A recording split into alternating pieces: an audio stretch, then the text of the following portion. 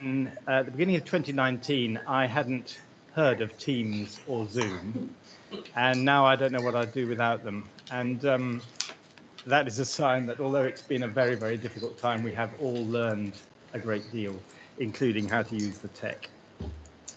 I hope you've all had sight of the agenda for today. We're following the fairly standard AGM format. That is, you get a little introduction from me, about 10 minutes worth.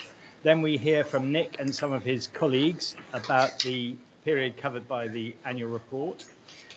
Then we're going to hear, we're going to have two sessions. One is about our new outpatient assessment centre, and we're going to hear from Adam and Anita.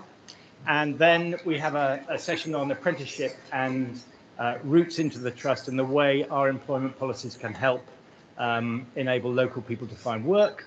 And we're hearing, I think, from our education team on that one. Then we have a few words from David Cove, our lead governor, and then we open up to questions at the end. So please hold your questions until the end, but you're very welcome to raise them in whatever direction, whatever subject within reason that you like at the end. We're also going to record this session. I hope that's all right with everybody, so that we have it for the record. And I assume for that purpose, we'll be able to work out who's joined us remote. Right. Well, a year ago, we hoped that 21-22 would be a year of recovery and a period of recovery when we could make inroads into the backlog of elective work that was mainly, but not entirely, a legacy of COVID. And while we maintained our historically excellent performance on the emergency side. Some of that we have indeed been able to do. We've successfully helped those who've waited longest, and we perform well compared to many of our colleagues in the Southwest on the important matter of ambulance handover delays. That is the length of time it takes people to decamp from the ambulance into our ED department. We've developed stronger relationships with our partners in order to share the pressures and address them more effectively. And the annual report picks out some of the hospital's many achievements over the last year. One of the most significant is that we're now well into the most exciting and the largest development of the site since the hospital was completed 30 years ago, and you would have all seen evidence of that, I know. We've also been finding new ways of providing better and more efficient services to our patients. Our new outpatients facility at Southwalks House has been pioneering. It's offered a more comprehensive so-called one-stop shop, and it's been very well received. You'll be hearing more about that later, as I mentioned. And all of this has been achieved because of the commitment, the determination and the resilience of all of our staff here at DCH. At so many points, we've been anxious that we couldn't continue to expect our staff to keep going under such relentless pressure without the promised break. And at every point, our staff have proved us wrong. It really is hard to find the words to thank them enough, and I'm glad to have an opportunity to at least try and do so this evening in this, what is our thank you fortnight, as I hope you've all spotted. Nonetheless, all of us at DCH are very conscious that in many cases we haven't been able to provide the service which we're committed to and which local people deserve. Continuing waves of COVID, though less severe than the initial wave, have affected us through staff absence and through the need to maintain effective infection control. And we find especially that we're having to look after many patients who no longer need to be in hospital, but because they are here because there is nowhere else for them to go. We know many of the underlying issues we face can only be resolved through closer system working. System is a bit of jargon, but system means everybody in the NHS family and the social care system and the voluntary sector, and everybody who's involved in helping patients move through the pathway. We're delighted to see the new Dorset Integrated Care System start formally on the 1st of July, and we're also delighted to see Patricia Miller, who many of you will know as the Chief Executive there, driving it. We have great hopes that the new model will help us address the health inequalities which COVID has made very clear, that affect our local population, and that it will help the whole health and social care system put more emphasis on promoting good health and keeping sickness at bay. Also, that it'll promote closer collaboration between our partners to address the difficulties and the challenges which we face, which can only be solved by working together. The benefits which flow from greater collaboration are the reason why we've welcomed the decision by the DCH and the Dorset Healthcare Boards to appoint a joint chair and a joint chief executive. We are convinced that will really help us work more closely together at every level and will strengthen, not weaken, the other vital partnerships we need. Finally, this has been and is a time of great changes, not just in terms of the site or of system working in Dorset, but of people. We've said goodbye to many highly valued colleagues and welcomed many new ones. I'd like to say a personal thank you as the board chair to Nick Johnson, who stepped into the chief executive role on an interim basis when Patricia Miller left us in February. And I don't think anybody then imagined that the period that Nick was joining us for was going to be quite as tough as it has turned out to be. So a big thank you from me and all my non-exec colleagues to Nick. I'd also like to thank Paul Goddard for his many years of service as our finance director, Dawn Harvey, who did a great job for us as our people and organisation development director, and Stephen Slough, our CIO, who helped DCH, I think, punch considerably above its weight on the tech front. Nikki Lucy, who leaves us soon, has been a brilliant director of nursing. I'd also like to record a big personal thank you to Judy Gillow. Judy has just completed her term as a non-executive director. She chaired our quality committee. She was the vice chair of the trust. Her commitment to the trust was extraordinary. She was a huge support and guide to me on many occasions. And I'm personally grateful to all of my non-exec colleagues, some of whom are here today and some of whom I know are joining us remotely, for their huge contribution and support. In turn, we're welcoming in some excellent people to those vacancies, some of whom are new to the trust and some who have stepped up. DCH continues to have great people, I believe, at every level, and we and you, our community, would be lost without them. Through these difficult times, we continue to be supported by many wonderful charitable donations, both large and small. Each one makes a difference. Our volunteers have also done a brilliant job, many of them continuing to come into the hospital as the pandemic waxed and waned, and then waxed and waned again. The annual Summer Volunteers Tea Party is, in my view, the highlight of the trust year. And it was this year anyway. The Friends also, who've done such great work for the hospital, are going through a tough time. Some of you may know that at the moment, but I'm delighted they're going to continue their highly valued fundraising work and more. And finally, I'd like to record the board's thanks to our governors, who provide that vital bridge between the trust and the communities we serve. From tomorrow, I think, we have a new lead governor, Catherine Harrison, who's here with us today. Many congratulations, Catherine, on your election to that post. I'd also like to thank David Cove, with us too, who, as many of you know, was the medical director here at DCH for some years. David's been our lead governor for many years, and he's brought support and wisdom to that role. We look forward to hearing from David later, where he's going to say a few words, a few valedictory words to us on his last day in office. And with all that, I'm going to hand over to Nick to take us through the first item on the agenda. Thank you.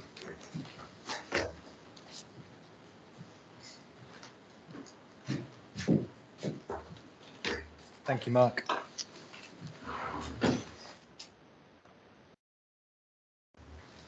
So Mark is very keen that we stick to time with our slots. So I'm going to say a few brief things just as a bit of an overview of the annual report. So welcome everyone this afternoon to this session. My executive colleagues in future sections of the AGM will give you a bit more detail, but I'm just going to try and sort of pick out a few things and give you a sense of things from my perspective. I took up the interim role in January of this year from Patricia Miller, And I think my time really has been characterised since then by extreme challenge, change and transition. And I think we're going to see those characteristics continue over the coming years within the NHS and indeed beyond. At the outset of the COVID pandemic, there was a lot of talk, I think, about the impact of COVID, and there was talk about the new normal. And there was a view that we'd get to this new normal very quickly. I think it's taken us a little bit longer than we anticipated, but it feels like now we're getting to that sort of point where we really get a sense of the impacts that COVID has had over the past 2 years and what the future is going to look like. And as we come out of that peak of the pandemic, we get a sense of what the impact is on the health service in particular. So the challenges we faced before COVID, increasing demands, limited workforce, limited finances, are all still here, but they've been exacerbated. And they're the things that we continue to have to deal with. So the solutions to those things are also in our gifts. Closer collaboration, as Mark mentioned, closer working with our colleagues across health and social care in particular, finding new ways of working and new ways of delivering services, thinking about how we use digital technologies to deliver services, and really focusing on prevention and the reduction in health inequalities. And to do all of those things, while here at DCH we try to create a culture focused on learning and improvement, and where people feel like they really matter and they belong in this organisation, where they can bring their true selves to work. Creating that culture is really, really important to us here. Because if we can make sure that all of our staff feel like they can give their best here, then actually that's going to make the biggest difference for our patients. And our DCH strategy tries to reflect those things. We talk about people, place and culture. How do we make DCH a really great place to work? How do we make sure we've got the right culture? And how do we work in partnership with others to deliver that? And our challenge really now is going to be focusing on making those changes, transitioning to whatever the new normal looks like, while managing the day-to-day. And last year, I think we did that pretty well, actually. So I'm just going to pick out a few things. We focused on a number of key areas. That was underpinned by a relentless focus on quality and the patient experience and patient safety. They're things that we always want to keep at the centre of all we do. But on top of that, there are things that we really need to think about. How do we make sure that our ambulance response times, ambulance conveyances, are quick so people can get to ED and into ED as quickly as possible? How do we make sure that we see people through the emergency department as quickly as we can? And then how do we help people back home as quickly as we possibly can as well? Because we know that people being back in their own home is the right place for them, the best place for them. But we've had significant pressures, and we have a number of patients in the hospital now, almost a third, who are waiting for onward packaging of care into social care and domiciliary care in particular. But we continue to do all we can to help people back into the right settings. And we made good inroads into all of these areas over the last year, and colleagues are going to cover these in more detail, so I'm not going to take too much more now. And while we have a really long way to go in recovering the services, the staff here at DCH continue to make a difference every day for our patients and for our communities, while still finding time, I think, to do some really amazing things. And we're going to go into a bit more depth in some of these highlights as well over the coming sections from colleagues, but to pick out a few different things. We started work and have actually now delivered the new multi-storey car park, which is not just a multi-storey car park. Actually, it's the key enabler for us to develop the rest of the hospital site, to make sure we can deliver a new emergency department, a new intensive care unit as part of the government's new hospital programme. We really focused on delivering our social value pledge, so recognising our role in the community and our role in improving the wider economic, environmental and social well-being of our populations. Because if we can do that, then we can help keep people healthy, and that means they might not need the same level of healthcare as they previously would. And we're really proud of some of the things we've done around the government's Kickstart scheme. We were ranked as one of the top acute hospital trusts in England for the percentage of staff vaccinated against COVID-19. And in October, we had 94.6% of our staff who received both doses of the vaccine. 95% of the team received their flu vaccinations as well. I think that really demonstrates our staff's commitment and our trust commitments to making sure that we keep our community safe and we keep each other safe. We opened our new orthopaedic outpatient assessment centre, which we're going to hear about later, and we did that in an incredibly quick time. Really quick, really impressive. Great teamwork from everyone across the hospital to make a difference for patients. And we were delighted to see our hospital ranked as one of the top 10 in the country for emergency care in September. Emergency care, the NHS is incredibly pressured, but we continue to provide a really good service for the majority of our population and our patients. We don't get it right every single time, and when we don't get it right, we are committed as an organisation to learning and improving.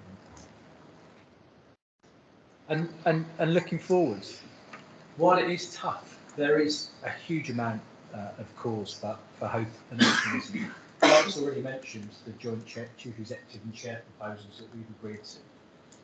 That's going to enable closer working with Dorset Healthcare. And if we can work better with Dorset Healthcare, who provide community services and mental health services, we can work better with our other partners in the system and provide better care for our patients. We're looking forward to working with the integrated care system. Again, Mark's mentioned the development of the new integrated care board. Again, to focus on things that make a difference beyond the hospital boundaries. How do we make sure people can get home as quickly as they can? How do we make sure that social care is delivering the right levels of care? How do we make sure that we're really focusing on population health and health inequalities? We've mentioned our new emergency department and critical care build as part of the new hospital programme. That will provide the capacity for this hospital for generations to come. It really cements DCH within Dorchester, within our communities, within the west of Dorset, and I'm so excited about that. And all of those things we're going to do while we prepare for the winter ahead. And the winter ahead is going to be tough. We're going to see lots of people needing our care. And I know that our staff here at DCH will continue to go way beyond what's expected of them to make sure that we deliver care for our patients and our communities. So that's just a very quick roundup of what happened over the past year and some of the things that we're looking forward to next year. My colleagues are going to go into more detail in a moment, but I think just what I wanted to do was finish on a thank you. Again, Mark mentioned that it's thank you fortnight, but I'd like to just say firstly thank you to Mark for being an excellent and supportive chair and leading the organisation at that level in a really fantastic way. I'd like to thank our non-executive directors on the Trust Board for being an excellent and supportive set of colleagues and for their wisdom and constructive challenge into the organisation, which helps us make better decisions. I'd like to thank our governors for your commitment and passion to the Trust and for asking really good questions and keeping us focused on our communities and what's important to them. I'd like to thank my exec colleagues, past and present, who work incredibly hard and who really care about all the hospital and the staff. And I'd like to, most importantly, thank all of the DCH staff who go well above and beyond, who are quite simply amazing and who make this hospital what it is, and something which I think our communities are rightly proud of. Thank you. Over to Emma on the quality. Thank you, Nick, and good evening, everybody. Those who don't know me, my name is Emma Hoyle. I'm Deputy Chief Nursing Officer here at Dorset County, here to represent the quality report for last year and give you some information on where we're moving forward with quality going through the next year. It's absolutely an honour to present the report from last year. As has been mentioned before, it was a difficult year, hard year as we come through the pandemic, but we have maintained our quality metrics going forward, so really proud of that. So only recently we removed some of our COVID restrictions. If you've noticed, walking around the hospital, it's a very different feel to how the last few years have felt. But we are wholly proud of our patients and our communities who supported us throughout that time. The hard work of the staff, alongside the clinical response that's been put upon us with all the different guidance, has shown that we can respond to a crisis with vigour. We've also noted that all the digital developments, particularly with the maternity badgernet, which has been developed over the last year, which shows a major partnership to develop system patient information across the maternity services. We also have a thriving volunteer service in the Trust. We're really proud and thank our volunteers so much for all of the hard work that they do to support us. From the pandemic, the yellow shirts are seen around the Trust, and we were so grateful for what they gave to us, but also the work of Hannah Robinson and her team to support them and to bring in new options, particularly with the NHS Cadet programme going forward. And yesterday at board, we were talking about the Carers Passport as well. And the launch of that is to really involve carers back into how we look after our patients and hear the voice of the carers, which is so deserving and gives the staff that option to support them and get patients home quicker as well. Within the ICS, we're continuing to try and reduce the health inequalities that are in our general public, but the support systems that are being put in place are having some value to that. And so whilst the pandemic suspended some of the work, a lot of work did continue. And there's been continuous quality improvement work, and we've seen themes of celebration and learning feed into each of the divisional clinical quality teams going forward. And as you can see from here, there's plenty been going on to support patient care. Another part of our quality metrics is something that we affectionately call SHIMI. It's called the Summary Hospital Level Mortality Indicator. And this is something which our medical directors worked hard on and closely with clinical coding to accurately represent our learning from deaths. Now, as you can see, as we are moving forward in time, we're seeing improvement in the data quality coming through. This is a nationally represented model, and we are one of the only trusts locally, I believe, Alistair, with full-time medical examiner support in the office down there. So we're really proud of the work they're doing within that area. Another quality metric we're really pleased to note is our work with venous thromboembolism, and for layman terms, that's clots, blood clots.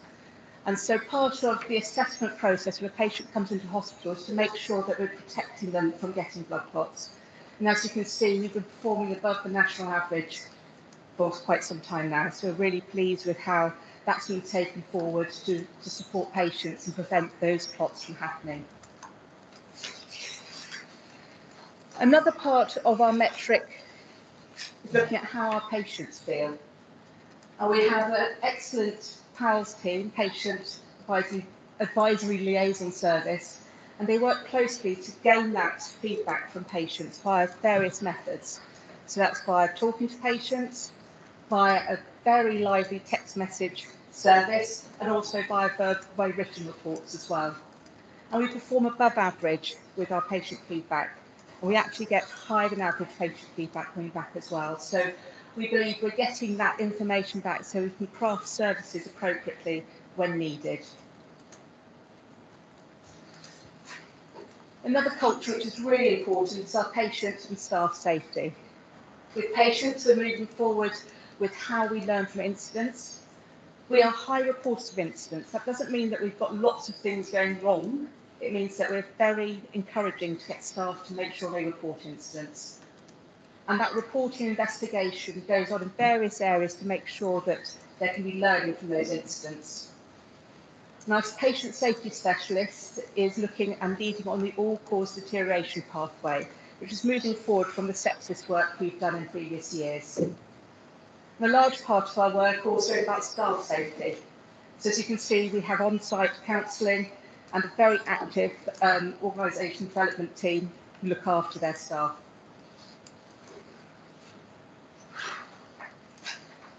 Our research team can't go unnoticed. Throughout the pandemic, they were key in managing something called a siren study, but also managing and clinically treating patients with active COVID. So all of the team were on site working and looking after patients as well as carrying out research. And as you can see, we continued with that research throughout the pandemic and throughout last year. And we're keeping that system alive with moving forward to our research strategy going forward in 22-25. And the key part of that is underpinning what we can do and improve clinically. And the evidence they're producing is so helpful for us all, particularly within the trust, but actually feeding up through national bodies as well. And finally, we're now in the next financial year and looking forward. We're looking how we can prioritise delivering safe care in a particularly difficult environment with the pressures of winter coming forward. And we are working closely to ensure that we keep that patient engagement and staff engagement.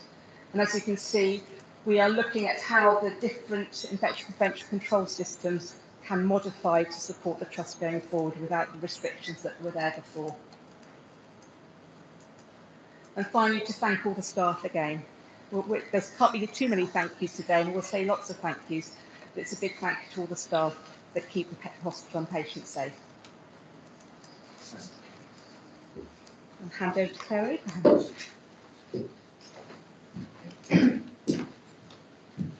Thank you, Emma. Good evening, everybody. For those of you who don't know me, my name is Claire Abraham. I'm Deputy Director of Finance. I've been with the Trust just over a year now, so it's a pleasure to be with you here this evening.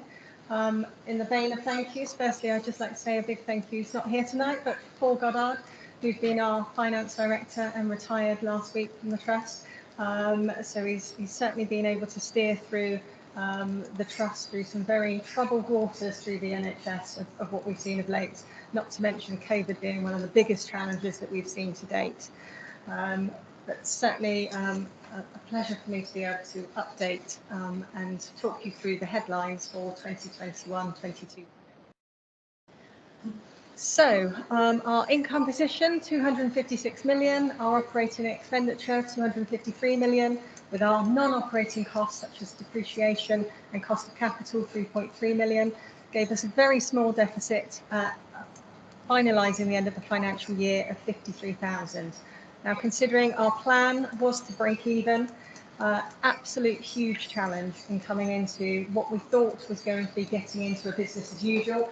However, COVID had not gone away. We were living with COVID. We were still working our way through how are we going to treat our patients, but as well, COVID was incredibly tough for the Trust and also for our patients.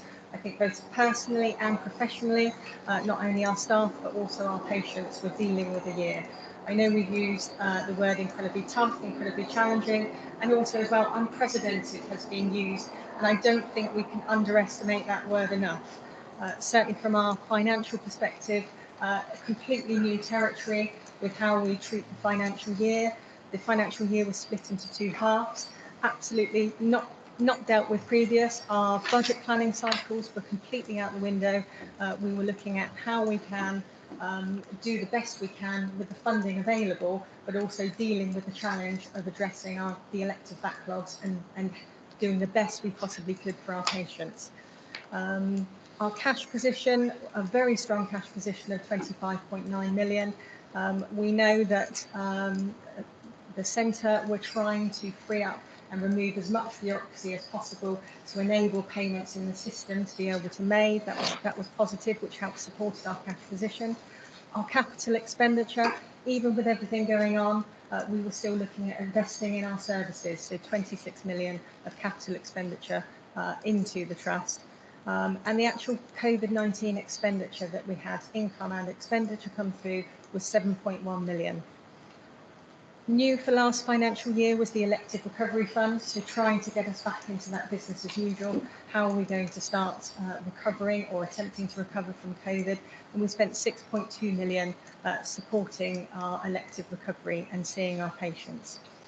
And despite all of this going on, our staff and our Trust, absolutely fantastic, even managed to deliver £1 million worth of efficiencies throughout everything going through. So that was a big achievement for last financial year. So where did our income come from? So again, as Emma's touched on, research and development, still absolutely critical, keeping that going through the pandemic and through as we're trying to find our feet. And again, crucial, the education and training side of things, making sure we still have that innovation, that learning as we go. Operating income, 14.9 million. And then we were seeing, again, these are some new phrases, top-up funding and elective recovery funding and our COVID funding. These are all non-recurrent funds that we were allocated throughout the year to help reach that break-even position and to help us be financially sustainable. And then the majority, as no one will be surprised, our patient care activities, 194 million. So spending this money with our other NHS bodies, so we have partnership agreements with our other NHS bodies, the cost of capital, so where we're investing our services, we have an element of cost of capital, which is our depreciation that comes through and allows us to spend in year. Clinical supplies, as you would imagine, is a healthy number at nearly 21 million, as is our drugs. Premises and non-clinical, so again, making sure we're still investing in the premises side of things, and our non-clinical, our general supplies, our catering, those types of things. And as you would imagine, pay makes up the majority. It's our staff running those services, keeping those services afloat. So 163 million on pay, of which agency has been a high number for us. We are not alone, certainly from DCH perspective, and nationally where there is workforce challenges across the NHS at this stage. So a bit more information about our COVID-19. So slight reduction from prior financial year, 9.3 million was the year before, and 7.1 million this year. So again, all of that income coming through to match those costs, anything directly linked to COVID. So very much how we run the hospital, looking at the pathways, making sure we're keeping staff and patients safe with COVID at the same time. Also dealing as well, not to underestimate, COVID is not, our staff are not immune to COVID as well, so there's those challenges there of backfilling our staff, delivering those services as well. Hence why agency staff again is within that, but again, looking at all of our substantive staff moving through to support that COVID pathway and making sure that we can deliver as effectively as possible. So the investment, positive still, 26 million. We recognise, even though we have the incredibly exciting opportunities that are coming up at this stage, we still have an aging site. We still have to make sure we maintain that site. So we spent 3.2 million on that backlog maintenance. New initiatives coming out last financial year, supporting that elective recovery, known as the Targeted Investment Fund, initiatives around Southwark House that have been seen. So some really good stuff that's happening there. Again, updating, making sure that our tech leads the way, leads the forefront, so we have the tools at our fingertips that helps make sure we can deliver our day job. The One Dorset Pathology Managed Equipment Service as well, 1.5 million. And again, recognising our medical equipment replacement. We have rolling programmes for these to make sure that our kit is working for us and we're investing in these services. And again, from our IT, our digital system investments, digital really does underpin. I don't think we can stress enough as well, not only as our people, but also making sure that our tech is working for us as well, allowing us to see our patients better, but also how we interact. I think at the start of this, Mark was saying Teams and Zoom, that they just scratched the surface. It's also looking at our systems, how our systems interact, how we interact with our partners as well. Largest chunk there, expanding our emergency department. That's the initial stage of working that through. Very successful project ongoing at the moment, coming to a close for our emergency department. And as Nick has touched on, our new hospital programme, starting off the design costs to really set the foundations for our emergency department and also our critical care units. So key headlines and future challenges, recognising still challenging because of COVID. Positive capital investment made into the trust. We've finished strong with our cash balance. However, we're closely monitoring that. That is something that going into the new financial year, we're all seeing pressures coming through, we're being asked to do more for less. That's something that we always endeavour to challenge ourselves to do, to make sure we're spending the Dorset pound as effectively as possible. The non-recurrent funding that has been made available, we need to be looking at moving into a business as usual. Making sure, again, the expectation is we'll be close to break even as possible, but recognising we need to be self-sufficient. We need to be looking at our cost base. Sometimes our income element is not quite confirmed. We don't know year on year what income will be available. However, it's making sure that we can control our costs as effectively as possible. There is, rightly so, significant challenge from NHSI for all trusts across the country, looking at our productivity and that reliance on our non-recurrent funding. And we know with our growing agency expenditure, we're focusing on that to make sure we're investing in our workforce, looking at our substantive workforce, and really trying to make that as positive and encouraging. Look at that retention side of things to build and grow our own. We know that the COVID funding is unlikely to be around forever, so we need to be mindful. We're going through that detail at this stage, making sure that we don't have a reliance, that we're not committing recurrent costs to non-recurrent funding. As we're all feeling as well at this stage, the inflationary impact, costs that are outside of our control, incredibly challenging at this stage, and it seems week on week that we're having ever-growing pressures from inflation, which makes it more important for us to look at how we're best spending that Dorset pound and how we can really look at working smarter, not harder, and also from an efficiency side of things, the inevitability that looking at the transformational side, it's not down to the cost cutting, that's not what we're looking for, it's really that transformational side of things and how we can really stretch that Dorset pound and do the best we possibly can. So I will close there, and move on to Elisa and Adam.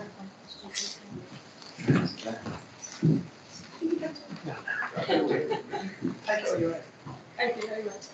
Right, I am Elisa Thomas. I'm the Chief Operating Officer here at Dorset County Hospital. I think I was interim this time last year, so this is my first AGM deal, and I'm very proud to stand here and represent the trust in this way. I know that people have already said it, but I really don't think we can undersay this. It's been all about the people. So we'll show you a video in a minute about one aspect of what we've achieved through working together, but I would like to just emphasise how much that's been the case across all parts of the pathway for our patients. So we'll talk about outpatients in a minute, but we've seen innovation, partnership working, it's just working so completely differently from the emergency department through all of our subspecialties here at DCH. And I'm so very proud of the fact that despite everything everyone has seen and experienced in the last 2 to 3 years, they continue to do so nonetheless. Excuse me, can you speak up a bit, please? Oh, I can try. Shall I yell at this? There we go. If I do that, of course I can. So in a minute we'll show you the video, and then Adam is going to do most of the talking, as I've had a pretty awful cold this week, and my voice will give out. But I just wanted to introduce myself, and I'll be here for questions at the end as well. Thank you. Good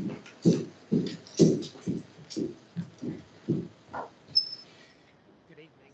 I'm actually going to show the video last, so do bear with me. It will be coming, I promise. And it's just a video to show Southwark's House in its setup, as it were. So just to set the scene a little bit, we're all familiar with the news, certainly at the moment, of the growth in our elective waiting lists. It's a nationally recognised problem that we've got. And back in November 2021, we were given the challenge to put forward some bids to NHS England to request some funding to think of new and different ways of operating our services that would enable us to increase the number of patients we can see, but crucially with the same clinical workforce that we've already got. We had the unique opportunity that the council building, Southwark's House, was vacant, and we were able to put together a proposal that would see us moving one of our services in an outpatient capacity to Southwark's House. The space is very different to a traditional outpatient setting. It gives us much more room and much more opportunity to think about how we might use space in a different way to increase the number of patients we can see, but without impacting the experience that a patient might go through.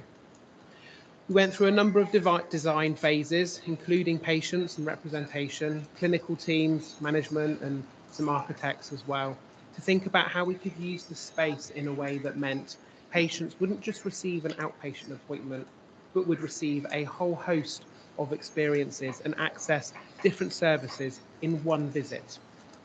By doing this, we reduce the length of the pathway, the journey a patient goes on to get treated. We chose orthopedics to do this with. Orthopedics was one of the services that was most impacted during COVID, not because of COVID directly, but because throughout the country, they were unable to operate on patients or see patients at the height of the pandemic. By bringing together physiotherapy teams, pain teams, Live Well Dorset that provide advice around healthy, active lifestyles, and combining the consultation of an outpatient appointment in one visit, a patient would be able to access some form of treatment, management advice, and that consultation all in one go.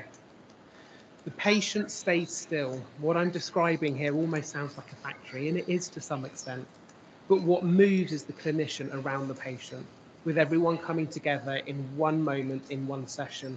And it also provides a unique opportunity for different clinical specialist teams to learn from each other and to see how we can help the patient from a different angle and perspective. In doing this then, we saw some benefits that we weren't quite expecting to the scale that we did. By embedding not only a different way of working, but volunteers at the heart of this as well, who help manage the patient through the physical site, rather than it being a clinician. It meant that we were able to operate at the top of a license, as we would refer to. So clinicians were able to operate just in that clinical arena, with volunteers and other staff being able to support with the other elements of an outpatient experience. Between November and March, we saw an extra 911 patients, which was a 31% improvement on our productivity, with exactly the same clinical workforce. There were lots of concerns and questions about patient experience, patient privacy, but the outputs of it were actually patients enjoyed going to an environment that wasn't a hospital, that had high ceilings, lots of windows. It was co-located with shops and other facilities, so it became more of an experience rather than a one-off outpatient appointment in what can sometimes be quite a small and pokey room. I mentioned there about the learning between specialists as well, being able to offer the patient other options other than just surgery. We didn't expect to see a reduction in patients actually going on to having surgical intervention for things like hips and knees, but instead accessing services such as physiotherapy and Live Well Dorset, and choosing not to take a surgical option and being able to resolve their symptoms and their ailments through other means. That reduction, whilst we hoped might happen, we didn't quite believe would in the way that it did, but it has been fundamental in the success of this programme. We were able to, as a result of this work, reduce our total orthopaedic waiting list by 52%. It saw a reduction of 92% of patients waiting between 78 and 104 weeks to treatment. It's 2 years to treatment there. We've received national recognition for this work. We've won a number of awards for it as well, and I'm personally incredibly proud of the speed in which we delivered it. We moved the outpatient department from the main hospital site to Southwark's house in under 8 weeks from inception. All of the teams that were able to do that put tremendous effort in, and I can't thank them enough for being able to mobilise it so quickly, which enabled such a swift recovery of the orthopaedic service. So what next? I skipped, I'm sorry, I preempted what next. There are some other benefits that I haven't raised, and I won't go through all of these, but particularly around some of the patient experience. Patients no longer have to repeat their history multiple times. They do it once with everyone in the room. You're not having multiple letters, appointments, and administration steps. It's one appointment. There's not lots of different letters from different professionals trying to explain to each other what's happened, because they're all in the room at the same time. And all of those things have added up to a reduced length of journey for the patient, but still having the same clinical input as they might have done before. So with all of this success that we've had, we have been able to take lots of learning as well, which has informed our latest bid to the national teams. And we have asked NHS England to fund this on a permanent basis, and we hope to hear next week on the results of that. As well as keeping it permanent, we've also requested or put forward a bid funding to expand this, to take further floors of Southwark House and move other specialties into this environment, taking the lessons learned from orthopaedics and applying it. Crucially as well, we've sought investment and developed plans to put in place a procedure room in the site, diagnostic capabilities such as X-ray and ultrasound, so that we can do imaging at the same time, where at the moment that's still done on the main hospital site. So a patient would be able to receive potentially a procedure on the same day that they were able to have that outpatient consultation for minor day case procedures. We hear next week if that will be possible, and if so, the current facility at Southwark House will move to Vespasian House, just up the road by the, I call it the gatekeep, but just up by the hospital there, when the build programme will start, turning into 2 clinical floor spaces, which will then be completed for June next year. So again, a really tight turnaround, but certainly one that's achievable given the lessons we learned from the first part of the pilot. I also wanted to just take a little bit of time before going through the video to talk about our waiting list in its entirety.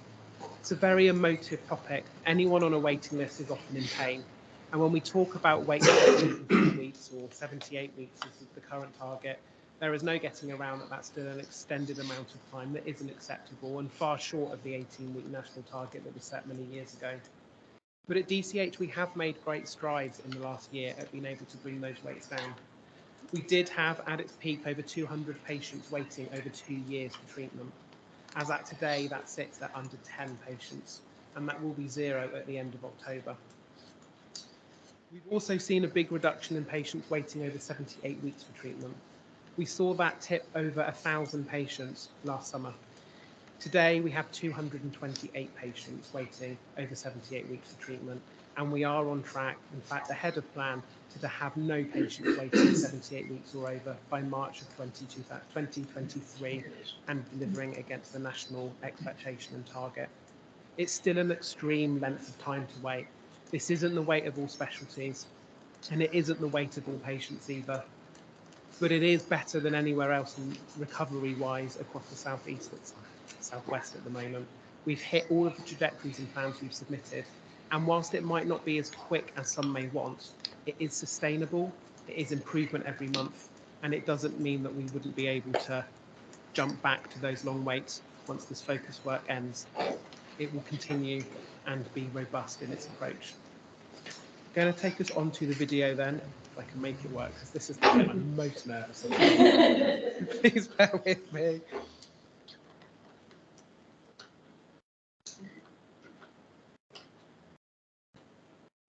That one. There we go.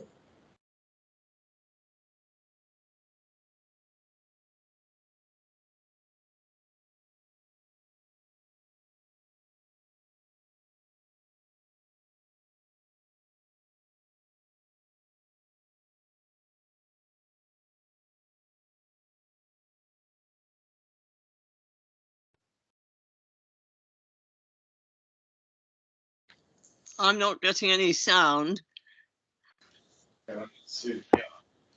Yep, no sound here either. Oh, okay.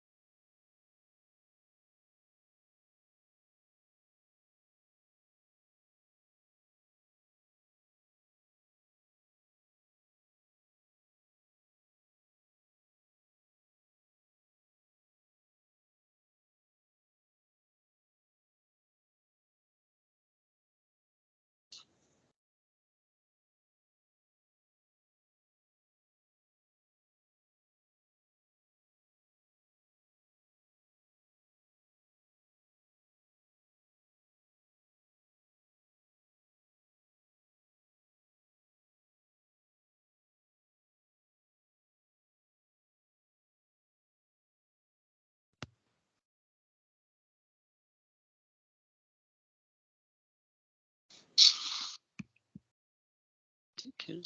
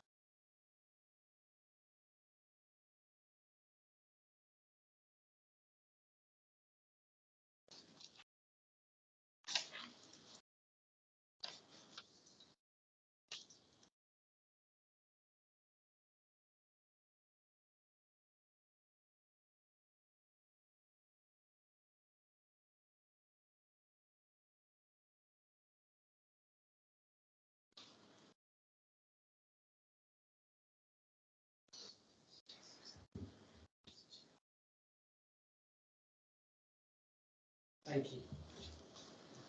Thanks very much.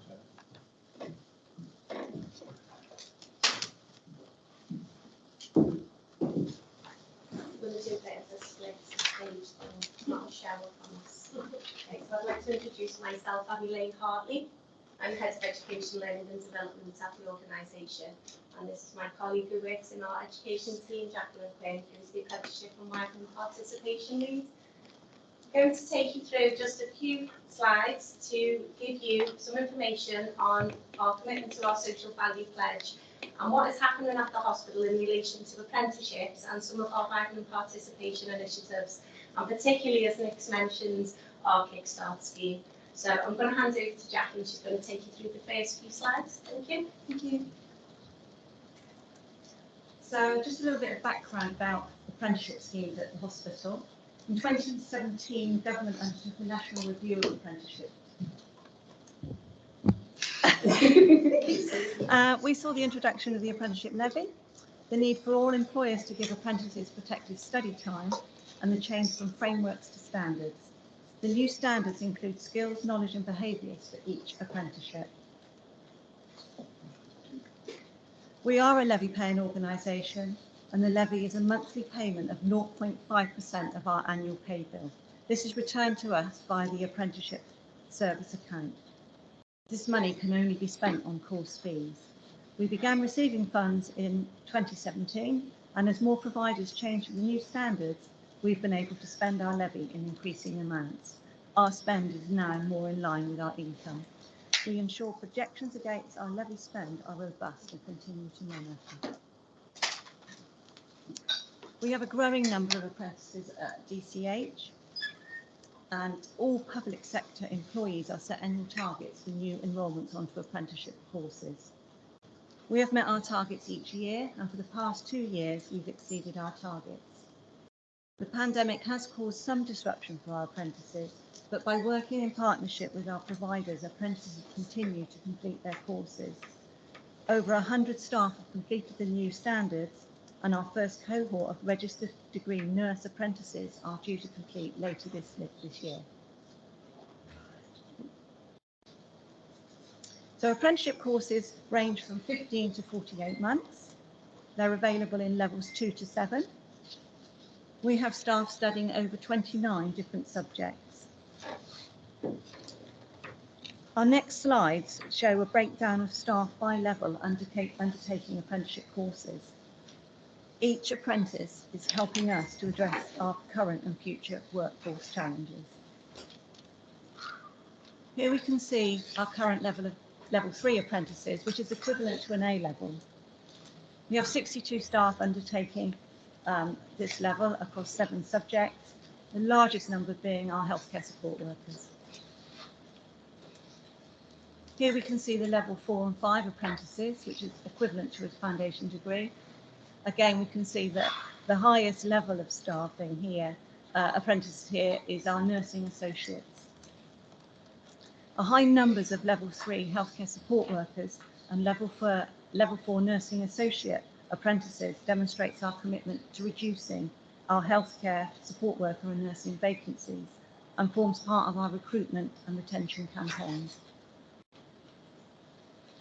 Level 6 is degree equivalent, and here you can see we've got 57 staff undertaking this level, 45 of which are registered nurse degree apprentices. Final level that we have here is level 7, which is equivalent to a master's degree.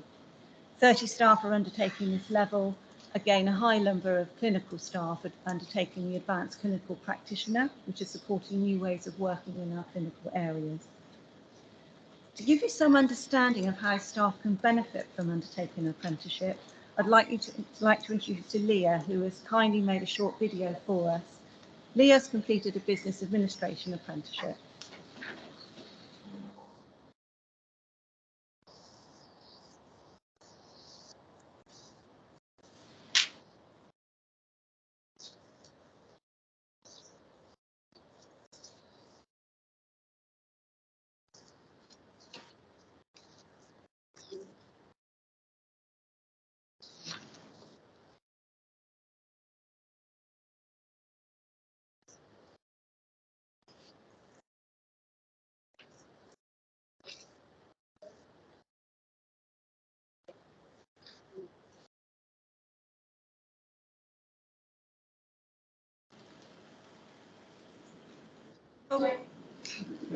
So, next steps for apprenticeships. She does talk a lot.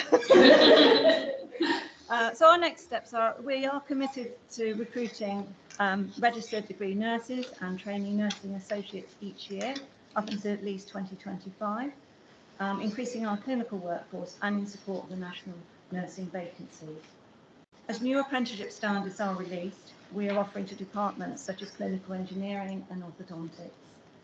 We continue to work across the organisation to increase entry-level apprenticeships, growing our own workforce and creating career pathways. I'm now going to hand you over to Elaine, who will give you an update on Kickstart and some of our widening participation initiatives. So, to go to the mic. Okay, I can do, but we've got the ceiling mic set up. So yeah, just if you can't hear me at the back, do let me know, but I'll try and project to the back as much as I can. Do talk like that. If you can't hear me, I will move. Okay, so as I was saying, so our Kickstart scheme, we're incredibly proud of. So our journey on Kickstart started back in June 2021, and we were lucky to have Nick as our executive sponsor for this particular initiative. It was part of the government's plan for job schemes, and that is to encourage young people in our local community who are at risk of long-term unemployment to join the world of work. It also provided them with a placement of up to 6 months of 25 hours employment, which was paid. And for us to be able to run the programme, we did a huge amount of engagement with our clinical and non-clinical teams across the organisation. 20 departments came forward and were happy to support a Kickstart training, and they ranged in clinical and non-clinical right across the board, and were really keen to get involved, which was great. Some of our successes of the scheme, which very sadly it's come to an end this month, it was an 18-month programme, is we're really proud to say that we were actually the only NHS organisation in the whole of the South West to offer this scheme. A lot of other companies that were offering it were actually private sector, councils, so we're really proud of that achievement. More importantly, 28 of the 35 trainees are now employed with us, and from joining the scheme they are now part of our workforce and have started their career development with us. 3 are already enrolled onto an apprenticeship, both clinically and non-clinically, which is fantastic. And what it's done is it's developed excellent partnership working, not only with external agencies such as the Department of Work and Pensions for future initiatives, but also our line managers across the organisation, who are now thinking differently about their recruitment, because we do have a lot of departments that struggle to recruit vacancies and it's looking at it differently and looking how we can work in a different way going forward for the future. So, like Jackie's just done, what we've done, we've got a really short video from a gentleman called Owen Clements, who's one of our Kickstart trainees. Now, on the previous slides, we did mention that a lot of our Kickstart trainees were really lacking in confidence, and they had, you know, didn't really see their worth in the world of work, and Owen's been really brave and done a very brief what it's meant to him, which we want to share with you.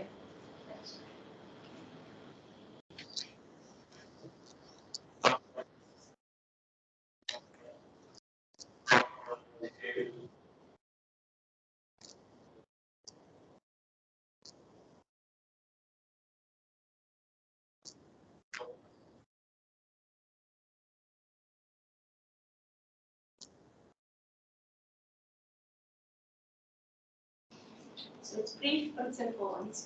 Okay. We've also put up some additional feedback from some of our trainees. We were inundated with feedback, actually. We took feedback from the trainees themselves and from managers. And it's been outstanding, and it's made us really proud that we actually have done the scheme, and we want to do more. Just give me a couple of seconds to move through.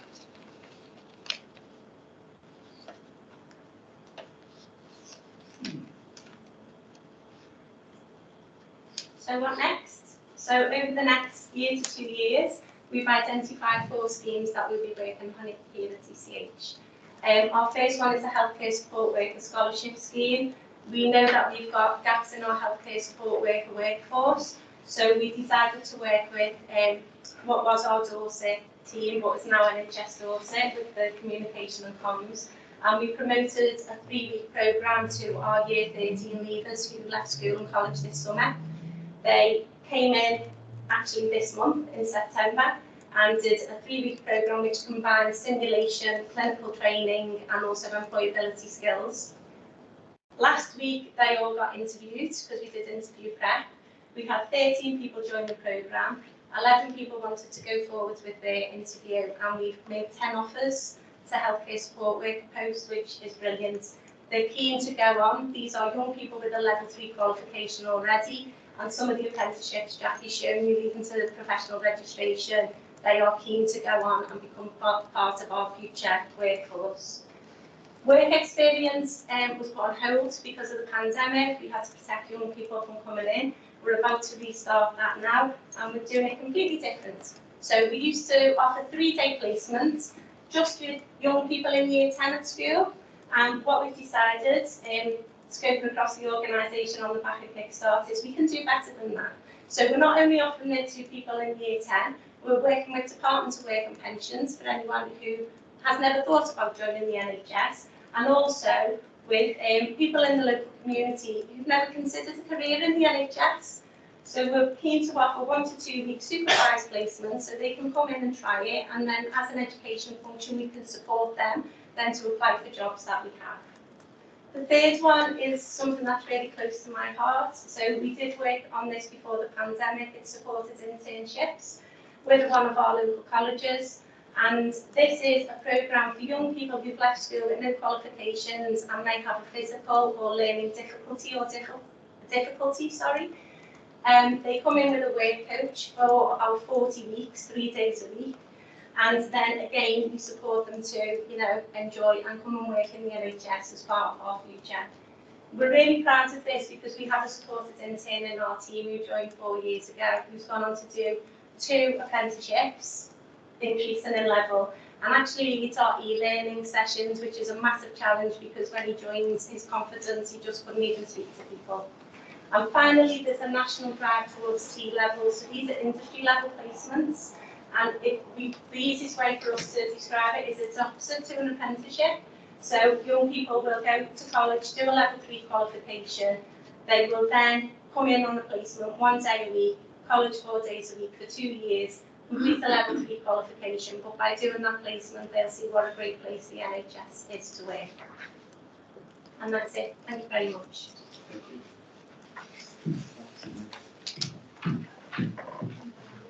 I think we're on to Dave.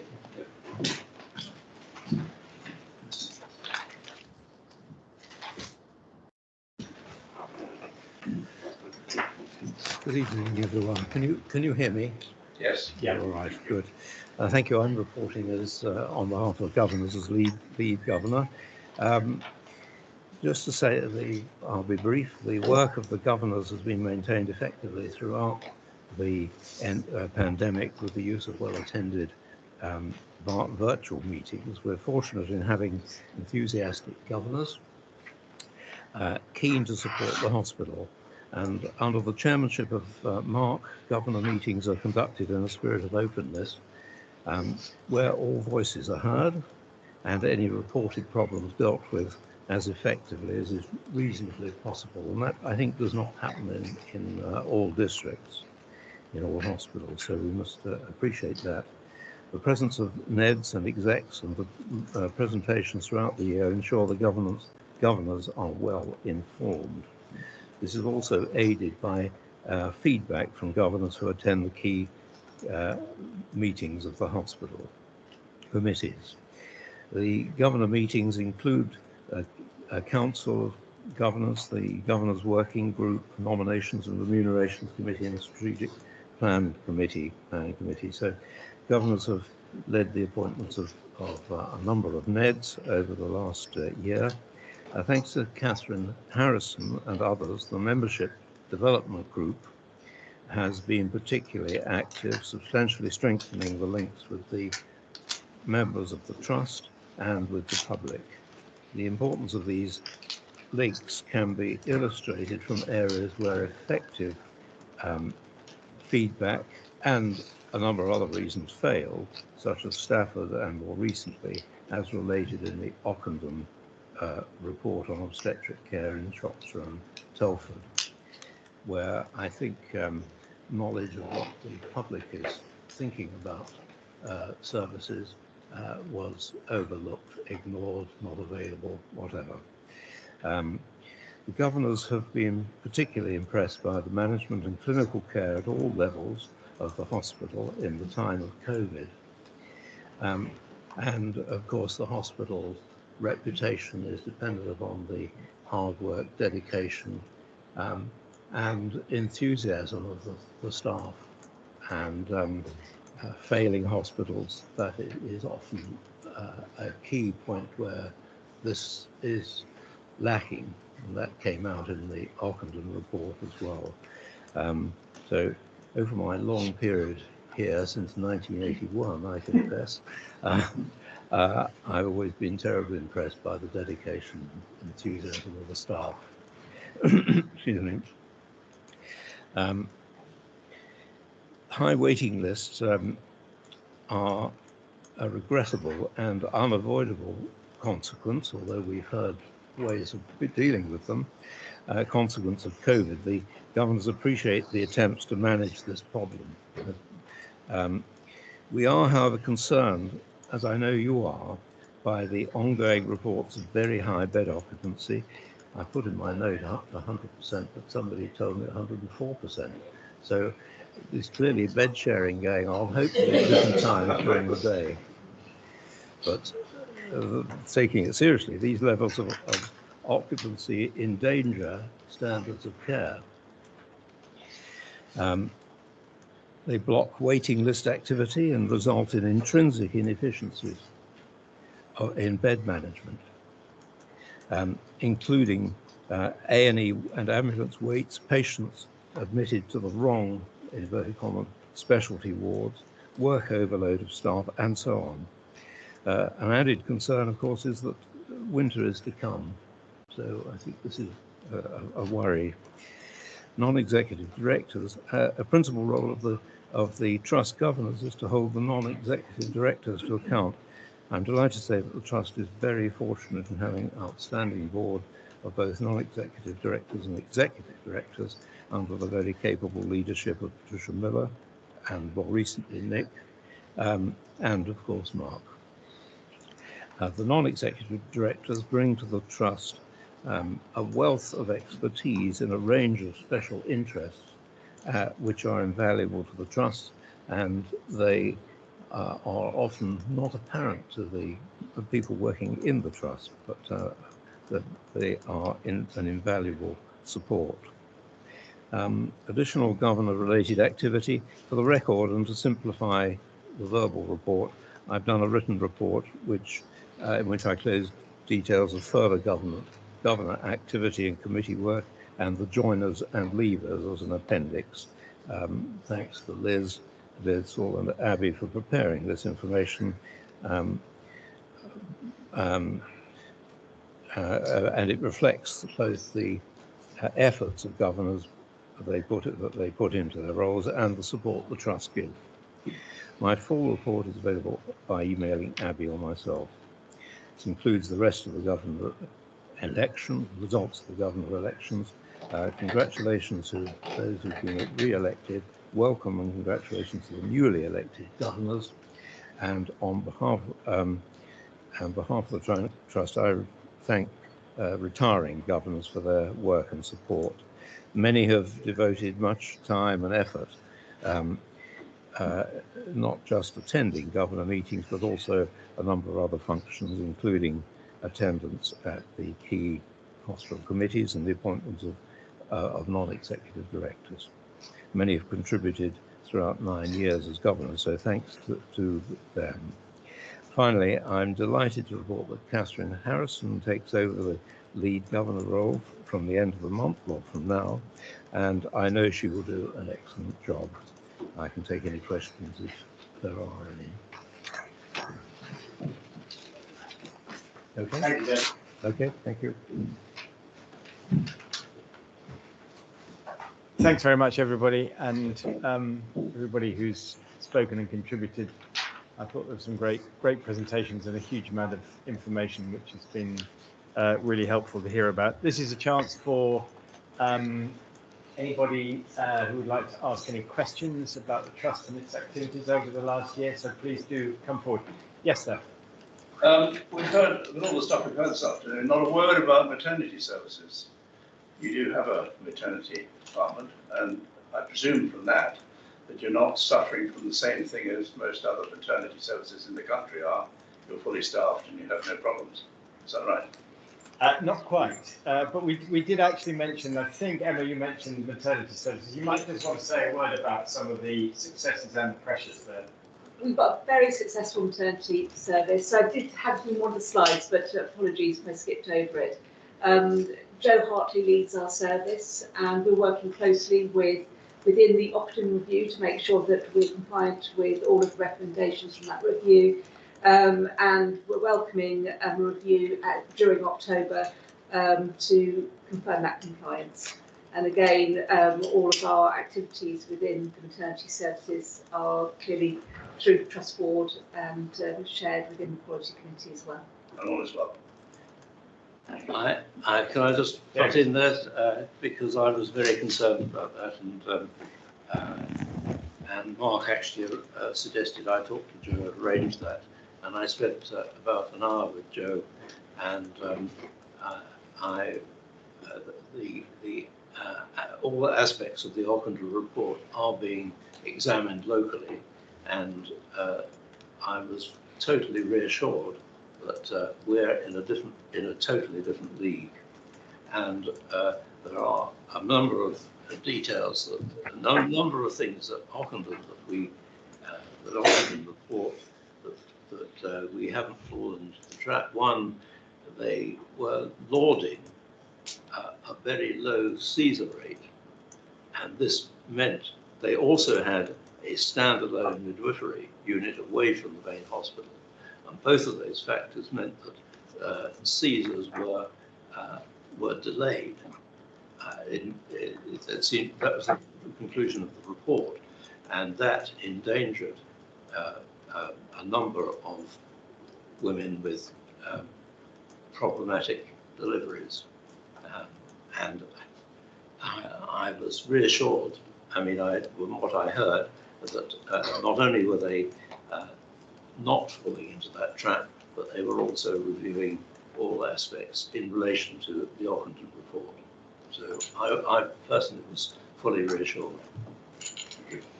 Thank you. And the board and indeed the Quality Committee spend a good deal of time looking at the performance of our. Sorry. Students that she had to comment on maternity if you'd like her to. Okay, I'll bring her in one sec. And you can see some of those papers on the website because they are in the publicly available bit of the board. Sue, you wanted to come in remotely. Yes, well, I just wanted to say that we have had since the original Ockenden report, which, if I remember rightly, was first published in December 2020, we've had a programme of work going on all the time at DCH, and with myself initially as a named non-exec, being able to be assured about it, and currently Erie Jones is now the Ockenden lead non-exec. And we get a regular report every month to the Quality Committee, a detailed report about what's happening, both in relation to all of the Ockenden recommendations and other issues that have been raised since through the subsequent Ockenden reports. And I think we have certainly been assured that the work that's going on and the systems that are in place and the staff that we have are,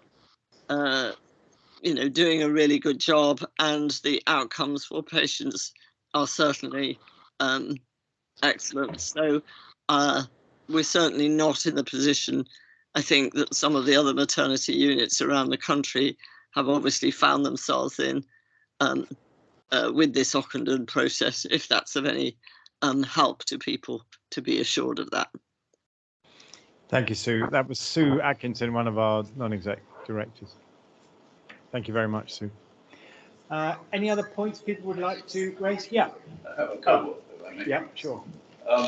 We've heard a lot about your external buildings and so on. What are your plans for the former school, Davis Road School, which is tacked on? Nick, would you like to pick that up, or Paul? Hello, I'm Paul Lewis. I'm the Deputy Director of Strategy and Transformation Partnership. So we've been really fortunate to receive some enabling funding. So you heard some of our plans for the future. And what we're really hoping is that we're successful in getting even more money into the hospital. And you heard Nick talking about that, where we'll have a completely transformed emergency department and an intensive care unit. And all of that would take over that space at the school. So what we're planning to do is move away from that school now and relocate that staff and to start to demonstrate that we're ready. So if we did get that funding, that we'd be absolutely ready to start to use it. But currently, right now, it's occupying a load of staff because we're so short of accommodation. Well, So the offices. Yeah, it's not gone to waste at all. Could they put the lights out at night? Office lights. They should, no, they should put the lights out. I see them every night. Do you? Yeah. Oh, don't forget we do have security in there 24/7. I was going to say there might be security or cleaning, but I can certainly follow that up. We'll pursue the lighting point and ensure that it's for proper purposes and not wasteful. Thank you. Thank you. Very good. Any other points from Can I ask anybody? a question on your policy on staff wearing uniforms, particularly scrubs, outside the hospital for shopping, getting petrol, that sort of stuff? Emma. You have a policy on that? We do, and they should not be wearing scrubs off-site. So we can't comment on other healthcare establishments. No. But we reinforce that message on a regular basis via communications. And we do challenge our own staff if we do see them. So thank you. We keep that message going continuously, but we can't comment on other healthcare establishments, unfortunately. Thank you. And if I may, I have a final one. You have an incinerator chimney, which is only appears to be working at night. And when the wind is low, when it's quiet, particularly a warm night, it produces a very strong, noxious smell around there. I wonder if anybody has been looking into why that might be, and whether you're confident that it doesn't infringe any environmental pollution regulations. It is a regular occurrence. It's a new one on me, that question. I'm just wondering who is best equipped to deal with it in the team. We did respond. We did respond. Paul Paul responded to this. So Paul Goddard, who was our Chief Finance Officer, was responsible for estates, responded to a query about this recently. So we did look into it to assure ourselves that nothing untoward was happening. You've got to look into it on a night, on an evening, when there is no air movement. Yeah, I can't remember exactly what our response was, so I think it's probably best that we take it away and look into it. Okay, thank you. If you could give us your contact details before you go, we'll follow up. Yeah. Thank you. Okay, no more questions from you? Thank you. Well, thank you for asking some. It's been good to have a chance to deal with them. Okay, well, look, thank you all very much. Thank you so much for coming. Thank you to colleagues who are at the other end of the line, so to speak, also for joining us. I think it's been a very useful evening, and I'm very grateful to all the people who've put a lot of work into the presentations and told us about some of the very exciting things, and I hope convey some of the enthusiasm that we have here at DCH for the work that we're doing, as well as being honest about some of the challenges that we're up against. So thank you all so much. Have a good evening.